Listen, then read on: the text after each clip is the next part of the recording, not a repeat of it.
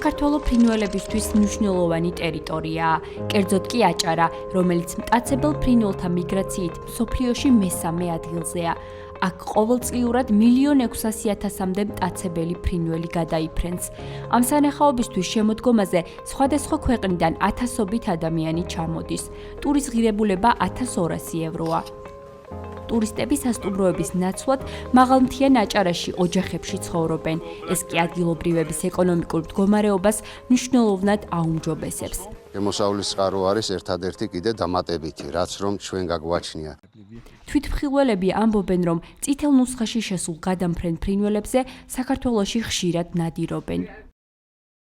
ორგანიზაცია საბუკოში ვიდეო გვაჩვენეს, სადაც მტაცებელ ფრინველებზე უკანონო ნადირობაა აღბეჭდილი.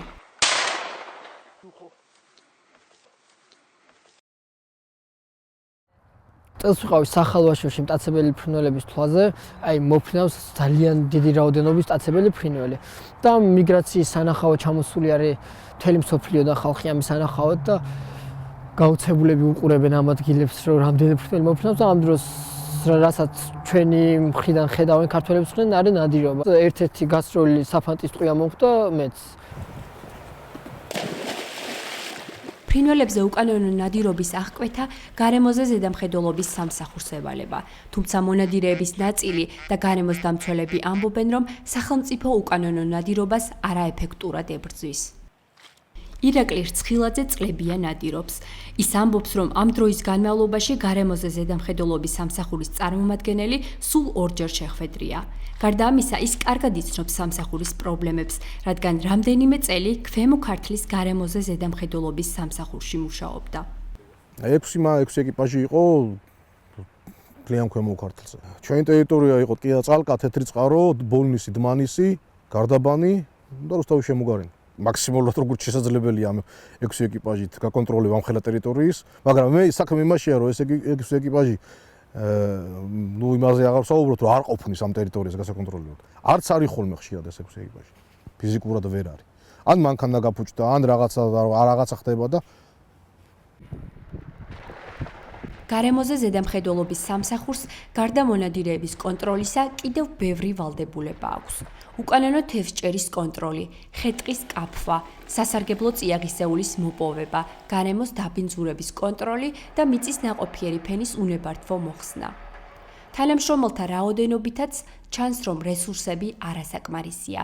ზემოჩამოთვლილი ვალდებულებების ყოველდღიურად შესრულება გურიაში 2 ადამიანს უწევს, სამეგრელო ზემოსვანეთში 8-ს, სამცხე-ჯავახეთში 4-ს, კახეთში 9-ს, შიდა ქართლში 6-ს, იმერეთში 8-ს, ქვემო ქართლში 5-ს.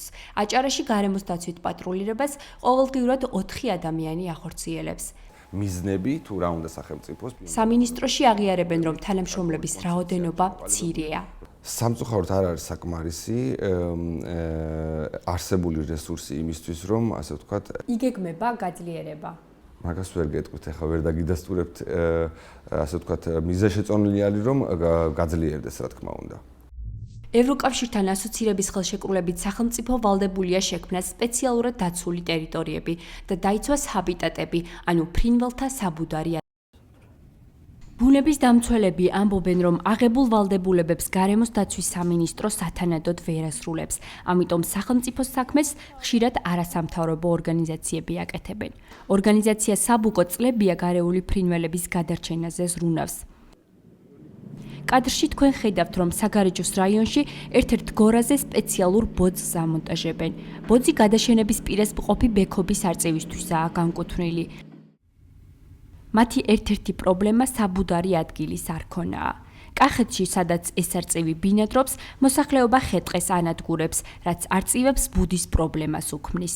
ცალკეულ ორგანიზაციებს არ უნდა სჭირდებოდათ ამაზე ზრუნვა, იმიტომ რომ ეს უკვე არის კერძო კონსერვაციული ღონისძიება, რასაც ჩვენ ამ წუთას ვატარებთ.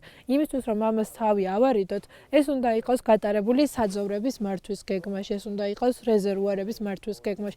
სხვადასხვა გეგმებში უნდა იყოს ასახული პოლიტიკურ დოკუმენტებში, პოლიტიკურ სტრატეგიულ დოკუმენტებში უნდა იყოს პირველ რიგში ასახული.